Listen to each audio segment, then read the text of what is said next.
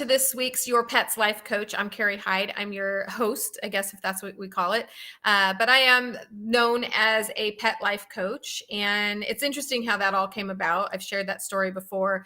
But I own it now. I used to kind of giggle at it when people would call me that. But now I own it and I love it and it's fine. And I guess that is actually what I do because I spend a lot of time kind of coaching people through all sorts of stuff. I'm currently speaking with someone right now who just brought me a little foster puppy that I can't wait to get to know a little bit more.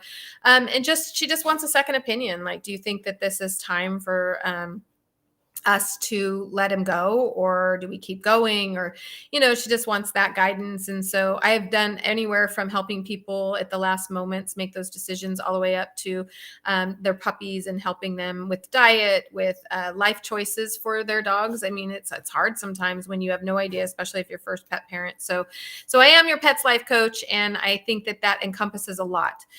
So it's not just, you can have a veterinarian and you can have a dog groomer and you can have a dog walker and you can have a dog trainer and you can have a dog breeder. I'm trying to think of all the different things.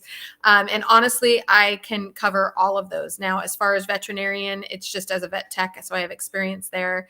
I did dog training. I used to own a facility where I did dog training. It was called Hyde Park. And I only closed it because I became so much more interested in nutrition. And I felt like I was being pulled a little bit too much. And I wasn't really putting a lot into any one thing. So I have kind of covered everything with respects to dogs and cats. I own a cat hotel. But nutrition, I'm a certified pet nutritionist and I'm an esthetician. And so I love being people's pet's life coach. I don't know that you would want me coaching your personal life, but your pets, I certainly can give you as much advice as possible. But today, I'm stalling a little bit because I know sometimes it takes people time to get in. And so I was just stalling a little bit by sharing a little bit of why I call myself your pet's life coach. Because I do really feel like I can help you in all those aspects, like making decisions on, I have people a lot of times will call me and be like, what do you think about this? The vet says my dog needs surgery. Do you think I should get a second opinion? I'm not here to say, override your veterinarian. I'm here sometimes to just be that soundbite for you to kind of just talk it through with me. And I might have some really great ideas and some recommendations for you and those kind of things. So I enjoy what I do. I absolutely love it. But today I was thinking, why do I come on here? Like, do I have this need to talk to people? And it kind of ran through my head. And what I realized is that I do really like sharing my experiences and the hopes that change will happen. And I look back on all of the people who have mentored me and I have learned from, and I think, God, if they didn't share their experiences, how much longer it would have taken me to learn what I know and what I am really passionate about. And so I feel like the torch sometimes has been passed down to me, and I want to do the right thing with it and share some of my experiences working with animals. So tonight, I either bring on somebody to help me and we kind of talk it through together, or sometimes I just come on here myself. I'll talk with some of my staff and we talk about like something I might be burning and I want to talk about. So tonight I wanted to talk about three things. I want to talk about the ears, the anal glands, and nails. I know that seems like, God, how can those even be a conversation? And truthfully, I could probably talk about ears, nails, and glands as an individual topic. And I could probably talk for a very, very long time about each one of those. But I wanted to broaden it up in case people had questions specifically, because I don't come on here alone by myself. A lot of times I have other people on and we're talking about all sorts of little subjects and stuff. So anyway, so I thought we would use this time to talk about those three things. But as you guys are coming on here, what I want to do is share a little story. If you read some of what I was talking about when I wrote this, I said, I can't believe how controversial these topics can be. Like, how can ears on a dog be controversial? How can nails and anal glands be controversial at all, right? That's the first thing we probably all think. And so when you're looking at this, you might have thought, what the heck is she talking about tonight? But you would be surprised. I'm turning my phone off. I'm sorry, guys. You would be surprised at how many like serious conversations I've had to have with people over something like this. And so I'm going to share a story, and it was one of the worst decisions I ever made. And well, I shouldn't say ever made. I've made some pretty bad decisions in my life. But this particular story is going to be about nails, and I'm going to explain to you what a horrible decision I made to do what I did. And it was coming from a good place. I was trying to teach and educate, and I made a very, very, very, very, very bad mistake.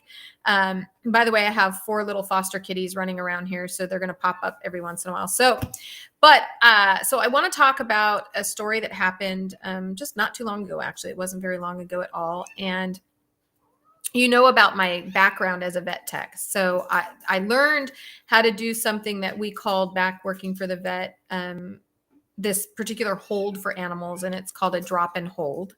And it is by far the safest way and best way that you can hold an animal when you have to do something to them and they're trying to bite you and they're wiggling all over and they're going to, injure their back, or God forbid, like break a leg or hurt something because they're flailing everywhere. So that's what started this whole thing. So let me take you back before I start talking about the drop and hold. And then we're going to talk about, so I'm just going to start with nails, and I'm just going to come right out and say it to everyone. I hate nail trimming. I hate it. I wish it was, I can't go so far as to wish that they would make nail trimming illegal. But I wish that they weren't the quick grab for the nail clippers and clip dogs' nails. So I said it, and I know that is making probably every groomer that has ever listened to me probably unfollow me right now. And I get it. I get it. It is faster, and it is sometimes the only option that you have because you're by yourself and you don't have anybody that can hold, and you just got to get it done, and the dog needs his nails cut or shortened, so to speak. So, but I had no idea that what was going to happen by me coming out and saying that was going to cause full blown like anger. I got more hate mail over that than any other thing I've ever had hate mail for. I was called at the spa and told that I should be sent to I should go to jail for my beliefs on nail cutting. It was awful. And so let me just back up here a little bit and tell you why I hate nail trimming. So the nail of your dog has a very, very fine little nerve endings in there. And it's also where the bloodline runs. And so when you cut the nail, anybody who's cut a nail before probably has cut it enough that it would make your dog bleed. And then there's all sorts of products on the market that you can use to stop the bleeding. You can even use cornstarch to stop the bleeding. But what a lot of people don't realize is that what that can be setting your animal up for, whether you cut the quick or not. And so a lot of times people think, so long as I don't make this dog bleed, I'm going to be fine. And so they continue to do it, and they just kind of do a little bit by a little bit. The problem with that is some dogs, and I'm just going to name 2 breeds in particular, but this does not mean these are the only breeds this happens to. So please keep that in mind. But there are 2 breeds that I have my personal experience. I'm not saying there's some study on it or anything before everybody starts sending me hate mail for that. There are two breeds that I have noticed that have the most sensitive nerve in their little toes. And so even if you don't make them bleed, they are very sensitive. And the 2 in particular are the pug and the Labrador Retriever. Now, that being said, every dog has the nerve. It's there. It's just some dogs, I don't know if it's their anatomy, I don't know what it is, but they are particularly really sensitive. And so what has happened, and I have found quite a bit at my place, is I have an enormous amount of dogs that come to me to get their nails done that are being kicked out of veterinarian hospitals, kicked out of grooming shops, going to veterinarian hospitals to be sedated in order to have their nails done. So it's a huge problem that people don't realize, because if it hasn't happened to your dog, or you're not working in the industry, or you're kind of still in that mindset that, well, it is what it is and there's nothing we can do about it, then we keep doing the status quo, and we keep doing that to the point where we are creating an issue that some dogs can't get their nails done. Now, cats are a little different for whatever reason. I have found that it is cats are not as sensitive to their nail trimming. And so that's why I'm saying I don't want to completely make nail trimmers illegal. I just want people to be more aware of the long-term effects this can have on your animal when we're doing nail cutting without thinking about what it could do. So, and remember, I said with or without cutting the quick, you can have a dog become very, very sensitive to the nails. So I'm going to share this story with you. There's a little story about a dog named Penny. Penny was is a very tall. She's not big, but she's a very tall golden doodle. And actually, I think she's a sheepadoodle.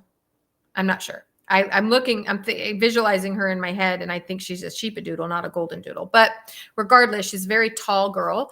And I received a phone call from her parents probably a little over 2 years ago now. And basically what they said was no one can do her nails. She's still young. She was, I don't even think, over a year old. And no one can do her nails. The vets won't do them unless they sedate her. The groomers are kicking them out. The dad had informed me that he decided to try it himself because he thought all these groomers and these vets were crazy. It can't be that hard. What is going on? He got bit. And so I got the phone call. What do we do? And so I had to start this process with Penny, which takes a long time. But I'm looking at the future. And what I find with animals who won't let you do their nails is that they're going to hit a point where they can't be sedated. We can't be sedating 16-year-old dogs. We shouldn't be sedating anybody for their nail cutting. But as they age, it's going to get harder and harder to have them sedated to do their nails. So I have to think about the future of what is going to happen. And so I don't use nail cutters. I use Dremels. And surprisingly, the animals that have come to me as puppies and have used, sorry, I can't believe it, but I have a big old giant hair in my eye, which is starting to hurt. So I knew that Penny I needed some help with Penny. I was going to have to try to figure out how I was going to be able to get Penny to a point where she could have her nails done, because she was so petrified when she came to me that just when I tried to grab her leash, she would lunge and try to bite because she's anticipating the pain of what's going to happen. And so what we ended up doing, and this takes the parents' involvement, is we just had them bring Penny into play. Just bring her over. We're not going to do anything. I didn't even charge the owner. Just bring her over a couple of times so that we can get to know her and get her to trust us, and we can play with her so that it's not so traumatic walking in the door. And then what we had to do once we were, and I don't remember how long we did that. We didn't do it for very long because we needed to get through this. So then what we did, what is called a drop and hold. Now here's where I messed up. Here's where Carrie made the biggest mistake ever. I thought that I should live stream this. And in my mind, I thought I'm going to live stream this because I am tired of watching these poor animals get to I am so sorry, you guys. This hair is driving me crazy. I thought if I live stream this, people will see how horrible this is and understand that what I'm doing is going to take me probably 6 to 8 months to get this poor dog to trust me. But I have to start the process. I have to start. I trim and Dremel their nails. I'm very blessed. They don't care about their feet handled and me trimming. God bless your work. Ah, thank you. Yeah, you are very lucky, Janelle. You just never know. And labs tend to have such a sensitive little toe in there. So I make the mistake because I decide, you know what, enough's enough. I am so tired of these poor animals coming to me. I have somebody that has to get their nails done by me that has to fly his dog out here from Colorado. It's either that or his dog has to be sedated because he can't find anybody that knows how to do the hold, that understands the process that it took me and him and his wife to get this dog to this point. Now, to be fair, he has family out here. So he's not just flying out here, but he makes sure to bring his dog to me because when he moved to Colorado, he couldn't find anybody either. He just thought everybody would just listen to him. It's a long story. Anyway, so Penny, which I'm so upset and bummed because I ended up deleting this video so fast because I got so much hate mail for it that I was like, oh my God, take it down. I can't believe people aren't listening to the whole of what I'm talking about. And they're just going for this moment in time that they're seeing. So one of the things I talked about was what I can't stand is when groomers manhandle dogs. to hurry up and get the job done. And I made the mistake of not getting my point across, because I am going to have to, in a way, manhandle this dog. Now, I'm going to have to put her in a drop and hold so she doesn't hurt her back, so she doesn't injure herself, so that we can stay calm and we can get the Dremel on her foot so that we couldn't even let her, she wouldn't even let us put the Dremel on her. So to show her, even with it not on, just to touch her foot, it was that awful, her situation. Her mom, by the way, was told that I was going to do it live, or I asked her if I could do it live. But what I'm saying is I wanted her to watch so she could see it. So I wasn't doing anything that her mom didn't know I was going to do, that I hadn't gone through the whole process with her mom to show her mom that if we put Penny in this hold and we hold her down, yes, she's going to hate it. But if I tie her up to the wall and pull her arm out and keep cutting her nails, which I could do, and she'd be done in 2 seconds, she's never going to trust me, and it's going to get worse. And so her mom agreed that it already has been so bad that we were going to try this situation. It takes 3 people. It is quite traumatic for them because they're scared. They don't know what we're doing, but we're just putting them on their side and holding them. I have been doing this technique with dogs now for 30, I think, well, I've been working in the industry for 37. I learned that from a couple of veterinarians that I worked for way back. So I've probably been doing this particular hold on animals for 30 years. And it is by far my favorite thing to do. And so anyway, I decided to do this live, not only just so the mom could watch it, but also so that I could teach groomers how to move away from saying, well, there's nothing else, so hurry up and get it done. Because then you have to hurry up and get it done forever. But I knew if I just did this with Penny for 2 or 3 times, she would trust me. And once I could get her to trust me, I could have a long history of this dog. I mean, you're talking about getting the nails done every 6 weeks. Her grooming can go longer, but her nails need to be done about every 6 to 8 weeks. So there wasn't much. Think about it. If she has to be sedated, because she had already been told by many vets and groomers that the dog had to be sedated. So we had to do this process. So I decided to live stream it. Woo, that was a big mistake. Huge. I cannot believe how many people. I had one client say, I'm unfollowing you. I hate this. I hate you. Everybody was so angry. And I tried so hard to explain what we were doing and how I'm trying to, but anyway. So when I talk about nails with people, one of the reasons why I really want people to get away from those nail cutting as much as you possibly can is because, for one, groomers do it because it's quick. It's not because it's the best way to do it. Veterinarians do it because it's quick. It's quick and easy. Boom, boom, boom, boom, boom. I can do nail trims on a dog in 1 minute. If it even took me a minute to do all of their nails, I could do a dog. But dremeling is going to take me. I like to really round them off and have no sharp edges, and I kind of nerd out on having the perfect little nails. And so it probably takes me 20 to 30 minutes to do nails. So you can see why groomers and vets don't want to do it, because they just think quick and easy. But that quick and easy is leading an enormous amount of dogs down a road. It's not just your pugs. It's not just your labs. It's not just every once in a while a dog. It is a lot of dogs. And then we have this whole group of people who are like, oh, my dog hates the groomer. Well, maybe your dog is letting them do the nails to the point where they're not talking about it. But why do you think? That's why I wanted to talk about these 3 things: the nails, the anal glands, and the ears, because I do truly believe that those 3 things are causing a lot of anxiety for dogs to go to the groomers. And so I want to talk about it. Dremeling, it really is something that I think veterinarians should. Now, I know that Janella just talked about how she cuts and Dremels back. Sometimes I will do that. I had a dog today that's nails were, like way out here. And I know if I cut way, way out here, it's not going to put pressure at all, because that quick is still way back here.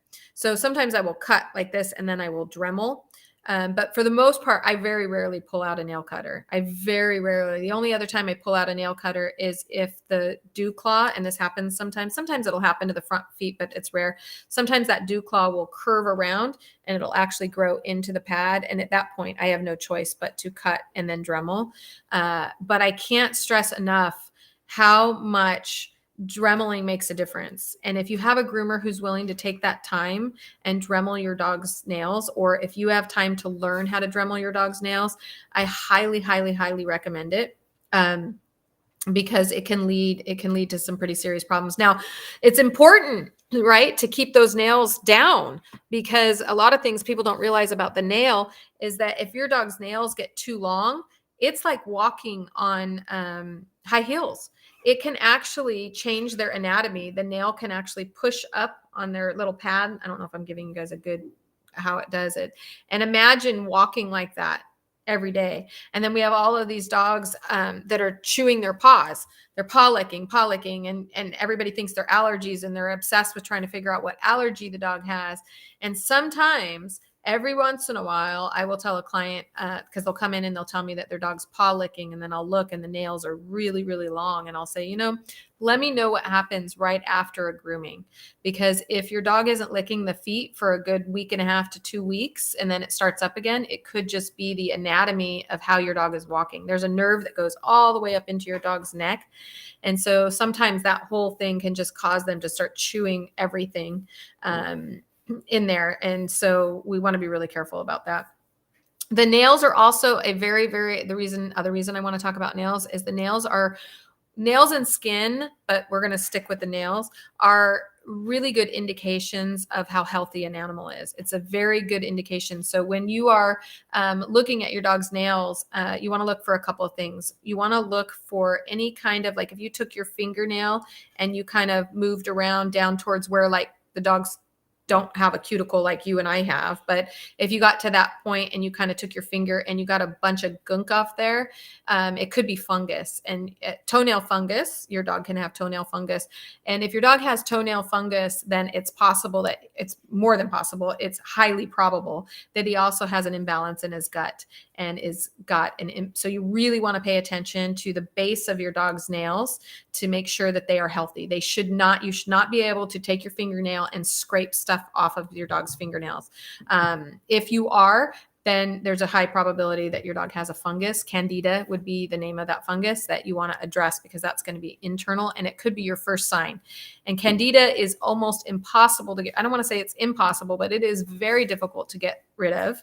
And if you catch it soon enough, then you're going to have your best chance of getting rid of it. So you really want to pay attention to the base of your dog's nails and run your little fingernail on there and see if anything comes off there. That will be helpful to you. Secondly, when you are dremeling your nails, because I know now you're not going to cut them, when you're dremeling your dog's nails, if they start fraying, your dog has a deficiency. So you want to start looking at nutrition and diet for that kind of thing. Just like us, our nails are a huge indicator of our health. And so if they're brittle and you're having issues there could be a vitamin D deficiency, but you want to be really careful with vitamin D because it can also, you don't want to just go out. Please don't ever do this. If I'm mentioning about deficiencies in vitamins, don't just go out and get a supplement and start giving them to your dog, because it may not be a vitamin D deficiency. And if you get vitamin D and start giving it to your dog, it is very easy to overdose your dog on vitamin D. It can cause kidney failure. So we want to be really careful. But if you suspect, oh my gosh, my dog does, every time I Dremel his nails, because we don't cut them anymore, every time I Dremel his nails, they fray, then there's a deficiency. We need to find out, do we have a vitamin D deficiency? Do we have magnesium? Do we have protein deficiencies? There's all sorts of deficiencies that can cause that. Vitamin B12 can cause a shredding of the nails. So it could be linked to a health issue. So pay attention to both the base of the nail and how thick and strong your pet's nails are. It's a big sign of some problems. So we want to pay attention to that. Okay, so that is what I wanted to talk about with nails. And if any groomers are watching and you want to get on my bandwagon and try to Dremel nails more, please let me know, because I really, really, really can't stress enough how much I wish I could get all groomers on board with this. Vets are too busy, so I just don't see it ever happening. I have had some vets tell me, we shouldn't be cutting nails. It's causing way too much of a problem for these poor guys. But hopefully there's some groomers that will get on board with this. I know I talk to all of my clients and I beg them, please, especially if I start you off as a puppy. I'm starting your puppy off, and like Penny, I she knows though. Penny's mom absolutely isn't going to go let anybody cut her nails. It's taken us, by the way, Penny now runs into my store, and I wanted to post the new video because now we don't have to put her in a drop and hold. Although we did just recently have to, but we didn't for a while. And then I think we went too long and she forgot. But I was able to do Penny's nails all by myself. I did have to put a cone on her. I don't like to use muzzles. We like to use cones. Sometimes I'll use a muzzle and a cone, but with Penny, I was able to just put a cone on her just as a precaution for me. And she was able to stand up on the table by herself. And I was able to Dremel her nails all by myself. I didn't have to have 4 people helping me. And so, but it took us a few months of working with her. And, but I can't tell you as a groomer, and any groomers that might be listening to this, how rewarding it is to have an animal that scared that veterinarians are saying, oh, hell no, we need to sedate her, and see her come running in my store and kind of have the confidence that she's going to be okay, that the worst that's going to happen is we're going to Dremel her nails. So very proud of that moment. The only bummer is that I was so freaked out when people sent me all the hate mail. Lori's probably on here. She helps me do all the social media. She remembers. I was like, I don't want to do social media anymore. People are so mean. But I deleted it without saving it off of Facebook. And so now if I post the new video of her, it's just that it doesn't show the progression, which is what I was planning on doing. So if anybody has that old video, because I noticed that a whole bunch of people were sharing it and then saying how bad I am and I should be in jail. And so if anybody happens to see that floating around somewhere, could you send it to me? Because I would love to put the 2 videos together. Anyway, so let's talk about the other controversial issues that I don't know how I can understand nails, because it's really just been done that way for so long. And I can kind of understand that people don't want to have to spend the extra time. Like I told you, it is a lot more time to do it this way. But the next thing that is so controversial is anal glands. Shockingly, I cannot believe if I talk about anal glands, somebody is going to send me hate mail. So but I'm going to do it. I'm going to talk about it because it has to stop, but we're not stopping it. And I can't even stop. I tried to stop. I told all of my staff, no more. We're not doing anal glands anymore. We're going to educate people about how they can make sure that their pets do their own anal glands, which is what they should be doing. Your dog should be expressing their own anal glands when they go to the bathroom. That is a shock to some people. They just don't understand that. So diet is the number one reason that your dogs are not expressing their anal glands. Does that mean that your dog is eating a bad diet? Not necessarily. I have had people bring me dogs who are eating a species appropriate diet, a good species appropriate diet, which if you've heard me talk, you know that I don't like whole fresh foods because we've gotten into an area where now people think so long as they can see it, it's okay for their pet to eat it. But a species appropriate diet doesn't always solve the problem because people don't understand all of the ratios that they need. And each dog is different.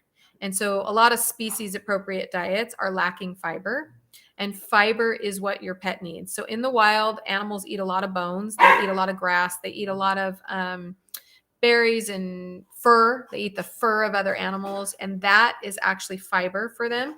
It bulks up their stool, and so when they go to the bathroom, their anal glands are expressed. So in case you don't know, your dog has 2 anal glands. They are right inside the rectum. I'm going to try to do this backwards for you guys. They sit right inside your pet's rectum, and they're about the size of a pea, and they're right down in here on both sides. And so when your veterinarian expresses your dog's anal glands, they put their thumb and finger in, and then they express what's called internally. Most groomers do what's called an external. So they push on the outside, they lift up your dog's tail, they push on the outside, and then it's kind of hard to do this because I'm trying to do it backwards. But most groomers will do what's called external expression, and veterinarians will do internal expression. I've had some vets tell me that it's against the law for me to do an internal expression. I looked it up. I was unable to find anywhere that said that I couldn't do it that way. Mostly because, and this is the sad part about animals, is that your animal is considered your property. So if you bring your property to me and you ask me to express his anal glands, internally, you have the right to ask me to do that. So that's what I was able to find. So as an ex-vet tech and someone who's very well trained at it, I am very confident and comfortable and expressing them internally.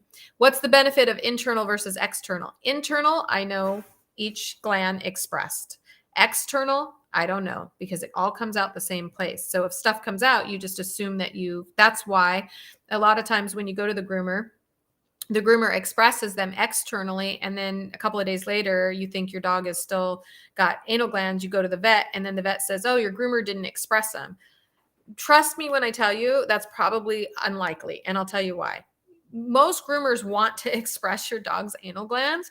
It's like the thing we make sure we do, because guess what? We don't want to be grooming your dog after he's all bathed and all dried and everything, and then he decides to express his anal glands while we're grooming him. And that happens quite frequently because anal glands are used for a couple of different things. So in the wild, they're very much like a skunk gland. So they can be expressed when an animal is nervous. They will express, it's a different smell that comes out. They can use it for marking territory where they might kind of rub up against a tree and then it might express there. So it's used for a couple of different things, but it can automatically express during fear. So if an animal is going to express their glands in the drying room, is probably a good place for where I have seen it happen, where we didn't get everything out and then the dog gets nervous while we're blow drying him and then he expresses his anal glands everywhere. Well, guess what that makes me do? I have to go back and rebathe him.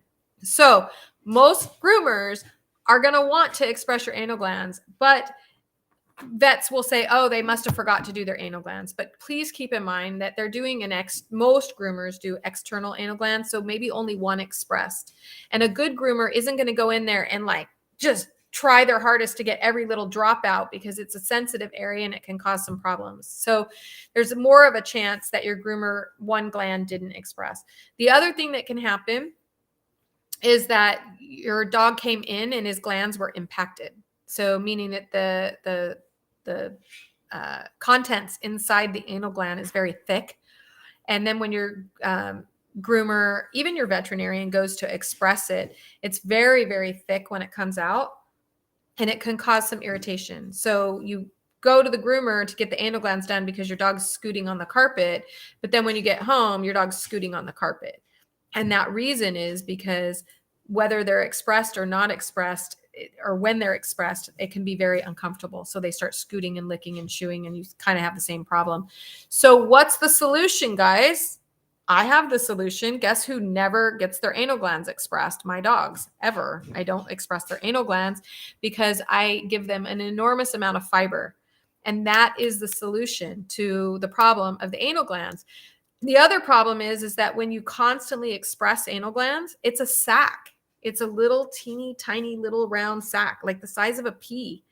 And every time it gets forced out, it actually can be stretching it and making it harder and harder for the dog to express his own glands. So you really don't want to do it. But the problem is I tried that. I tried that at the spa where I just said, that's it. We're not doing any more anal glands. Oh my God, all hell broke loose. I started having all these dogs with issues and people calling me back. So now I'm kind of stuck. Unless somebody can come to me and tell me that their dog's going to eat a lot of fiber, then I just kind of do everybody's anal glands. I just do them lightly, though, very, very lightly, because I don't want to cause more of a problem. But as a whole, I wish this industry would start thinking about change. We don't have to just do things because we've always done it that way. Groomers have always done anal glands. Veterinarians have always done anal glands. We've always cut the dog's the nails. So that's why we're going to do it that way. Well, we need to evolve. We need to get better because things are expensive. Anal gland expression is there's a vet around here that's charging $50 to express anal glands. 50, guys. And a little bit of fiber can solve that problem, but nobody tells people that. So yeah, I get mad because the dog has to go through it. It's not a natural way to do it. It's $50 for the rest of this dog's life. And because I work in rescue, I see all the poor animals that are getting dropped off at the animal shelters because nobody can afford them. And there's ways that you can do things to make it so you don't end up at the groomers or the veterinarians. So anyway, please increase your dog's fiber, and then you shouldn't have an anal gland problem at all. So if you're already having an anal gland, there's also surgery that can remove those anal glands. I do not recommend it. It can be done. Your vet will talk to you about it, but a simple solution is fiber. How do you get fiber? You can puree up some spinach and some broccoli and some kale and some little sardine juice if you want, or the whole sardine if you want. Bone broth if you want to use that as your liquid. Kefir milk is a really good idea, and pour that in and blend it up. And now you've got a whole bunch of fiber that you can feed your animal, and just do that every day. Make a whole week's worth of stuff in your refrigerator and then put that on top of your dog's food. So you're not going to overdo it. You're not going to, people are always wanting me to tell them 1 teaspoon, 1 tablespoon, 2 cups, 3 cups, 4 cups, 9 cups. Keep an eye on your dog. Look and see how his stool is going. Keep an eye on his weight. But increasing your dog's fiber is going to make a huge difference in your dog's life. I promise you, in more ways than you know, in more ways than you will probably ever be able to see and imagine. Okay. So, and yet when I talk about not doing anal glands anymore, the whole world comes down on me because I can't, because he scoots and licks and chews and whatever. But you'll notice a difference the very first month that you do it. So most dogs are getting their anal glands expressed about once a month. I have some dogs that have to come to me twice a month to get their anal glands done. And I tell people, here's some fiber. There's also, I know that it's called a butt bar, B-U-T-T. And it is made by, why I'm drawing a blank right now, I don't know, but it is made by, it's going to come to me in a minute. Herb Smith makes it. Herb Smith makes something called a butt bar, and it is mostly just fiber. But if it's easier for you to do that as a treat, you can break it off and you can give it as a treat. And that also will help with the anal glands. So I highly recommend either doing it yourself or getting one of these butt bars from Herb Smith is a great option. Okay, so we talked about anal glands and we talked about the nails, and now we're going to talk about one of my favorite subjects. Actually, the skin is always my favorite subject, but we're going to talk about the ears. Jesus, this one causes people to go into full-blown, awful panic attacks over it. And I just had a situation, for those of you who don't know, I'm so sorry if this woman happens to be watching, if she still is involved in the group that I am an admin for, but somebody had written an article about their dog's ears, and she was struggling to get the ear infections under control. And somebody had written that she should pluck the ears. Give me 1 second. This particular person had written, and I'm going to try to be as gentle as I can about this, because I recognize that we are being taught stuff by our veterinarians, and people believe it and we go with it. So I'm going to be as gentle as I can. But this one really got to me, because she had mentioned that you should pluck your dog's ear hair, and then also mentioned that if you do it correctly, it doesn't hurt. But in the next sentence, she said, it doesn't hurt because they don't have nerve endings. And this is kind of one of my problems, is that we go around saying stuff that we really don't even realize that we're contradicting ourselves. So when you say it doesn't hurt if you do it correctly, and then you say it doesn't hurt because they don't have nerve endings, it kind of doesn't make a whole lot of sense, right? Either they have nerve endings or they don't. And if they don't have nerve endings, then it doesn't really matter how I do it, because they shouldn't be able to feel it. Anyway, this becomes a very controversial thing about the ears. Do we pluck the ear hair? Do we not pluck the ear hair? And the reality is, what we all really care about is my dog going to get an ear infection or not? So that's the whole reason that we talk about plucking, not plucking, cleaning, not cleaning, feeding this, feeding that, not feeding this, floppy dog, the floppy ears, the up ears, what's causing allergies. There's so many conversations, and they all lead back to the same thing. We just want to make sure our dogs don't have an ear infection. Why? Because ear infections hurt. Why? Because there's nerve endings inside the ear that makes it hurt. if they have an ear infection. That's why they rub at their head. That's why they're scratching their ears, because they do have nerve endings. And I'm really sorry that some veterinarian somewhere decided to make this up and say that there's no nerve endings in there. The reality is there is, and we need to figure out ways to address whether or not our dogs are going to how we prevent our dogs from getting ear infections. So I want to talk about that tonight. And I will tell you this. Back when I was a vet tech, I was taught that you needed to pluck those ears clean. Take all of that hair out of their ears, because if you didn't, it was a breeding ground for bacteria and yeast and all of these different things. And so as a vet tech and as a groomer, I mean, you wouldn't see a hair left in there. I made sure I used the powder. I cleaned it all out, everything. Well, dogs still got ear infections, constant chronic ear infections. And so about 10, 15 years ago, I decided to do my own little study on it. And I decided to stop plucking ear hair, because I thought to myself, if this isn't going to prevent an ear infection, and I know it's painful, I know dogs hate it, they yelp when you do it, I can see them scratching at their ear. And by the way, the ear canal is kind of like an L shape like this, and it goes all the way down, and the hair will grow all the way up here. So when people say if you do it correctly, it's really interesting to me, because you can't do it incorrectly or correctly. There is no way to do it. You have to pull the hair, grip it from up here, and then pull. All of this will come up with it, but you can't see where it is. So there is no correct way or incorrect way, because you can't possibly look at it that way. Now you can use ear powder, and ear powder, people think that ear powder is like a nair somehow, and it somehow will open up and then the hair just comes out. It's not. The ear powder, all the ear powder is a gripping. It's so that your hemostats and your fingers can actually hold on to the hair without slipping off. So it doesn't make the hair just miraculously come out. It's not nair. And please don't put nair in your dog's ear, by the way. I feel like I need to say that. It's just a gripping powder so that you can hold on to the hair and so that you can pull it. So it is very painful. And I do believe it's one of the reasons that dogs don't like to go to the groomer. If you have a golden doodle or a Shih Tzu, not all dogs grow hair in their ears.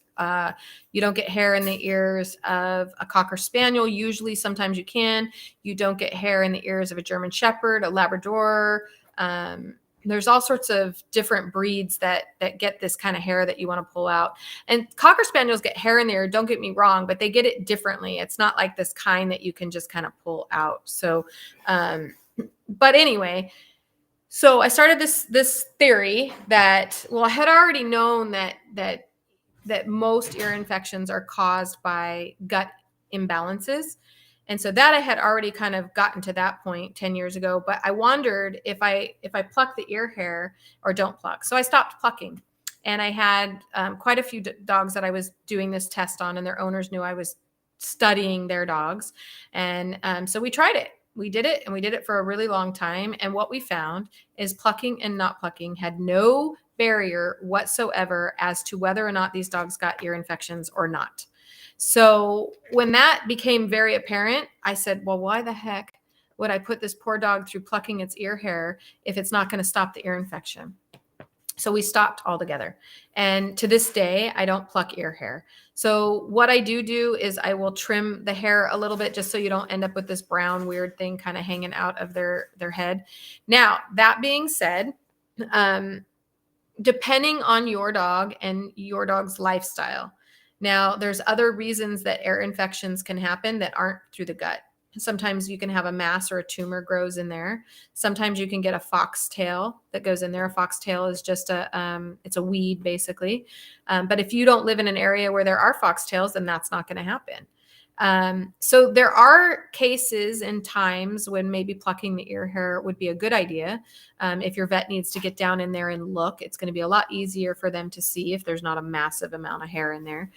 But on every grooming trip basis, to pull that ear hair, I think is cruel at this point, and has no barrier, no anything whatsoever. I think if your dog has a healthy gut and a healthy lifestyle, and you're not bombarding him with all sorts of stuff, you're going to have a dog that doesn't have ear infections at all, ever.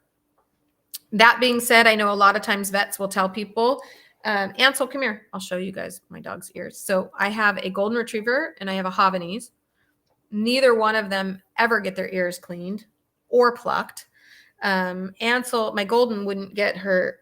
Ansel, come here, baby. Let's see if I can get him to come up here. My golden retriever wouldn't have hair in her ears. Come on, baby. Get up here.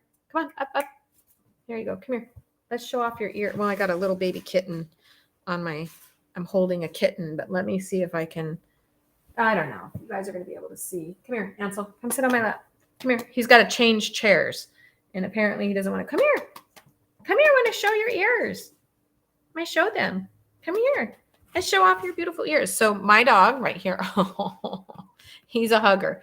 So I don't know if you guys are even going to be able to see. So this is my dog's ear. He never ever gets his ears cleaned or plucked, or I don't put ear cleaner in his ears. I don't do anything to his ears at all. Now, to be fair, he doesn't grow a lot of hair in there. He grows some, but not a lot. He is going on, I'm not sure, he's either 12 or 13. I found him. He's right around 12, 13 years old.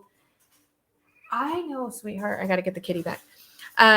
Anyway, so he's like, I'm going to say he's 12 years old. I think he was about a year, maybe 2 when I got him. I'm not sure. And so the entire time he has lived in my house, he's had a species appropriate diet. He's never had his ears cleaned, not one time. I've never put a cleaner in his ear ever. I've never plucked any of the hair that grows in his ears. And I'm adamant about that because I've had dogs my whole life. And back when I was a vet tech and I was plucking ears and doing all that kind of stuff, I had a very different animals. So be really, really careful because your dog's ear has its own microbiome. I know if you've been following me and watching some of the stuff that I do and some of the guests that I bring on here to talk, you hear us talk a lot about a microbiome. And most people think of that as the gut microbiome. But the reality is your dog's skin has its own microbiome. Your dog's ears, eyes, heart all have their own microbiome, and it's their ecosystem. And when you disrupt that ecosystem, you can create the problem that you're trying to avoid. So a lot of times, especially puppies, I see this a lot lately in my area where you bring the puppy to the vet and you're going to get all of your stuff from the vet. You're going to get, in my opinion, poor diets. You're going to get dewormed, flea and tick medication, heartworm medication, over-vaccinated, and then they're going to sell you an ear cleaner and tell you, depending on your breed. So depending on the breed of dog you have, they're going to say, oh, and you need to get this ear cleaner and you need to clean his ear out once a week. My opinion is that constantly cleaning out that ear is actually going to lead to a disrupted microbiome in the ear, because the ear cleaners don't just, especially the stuff at the veterinarians, they don't just, they don't just kill off any bad bacteria. They're going to kill off some of the good bacteria, and eventually you're going to create an imbalance inside your dog's ear. So you really, really want to be careful. If you feel the need to clean your dog's ear, my favorite way to do it is actually just with water, but I don't put water down in the ear canal. However, water doesn't cause ear infections. So that's the other thing your groomer is constantly getting blamed for, is causing the ear infection, which is interesting when we go back to ear plucking, right? So when you pluck ear hair, you're leaving little teeny tiny, you're leaving the skin vulnerable, because you've left open those hair follicles. They're now open. And so if there was any little tiny bit of bacteria in that ear canal, guess where it went? It just went into the little, and it has now a new home, and it can cause irritation. So a lot of times people take their dog to the groomer, and then the next day the dog's scratching and going at his ear, and then they take him to the vet, and the vet says, oh, your groomer got water in the ear and they caused an infection. Water does not cause an infection. If it did, you and I and everybody on the planet that actually takes a shower would constantly have infections. Water doesn't cause infection. Unless that water has some bad bacteria in it, it's not going to cause infection.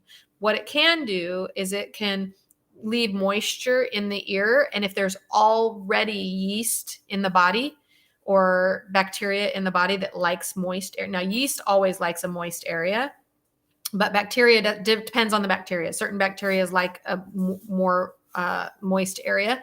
And if that's already existing there, great, perfect. They just found a better place to live inside your dog's ear canal. So your groomer is not the fault of your ear infections.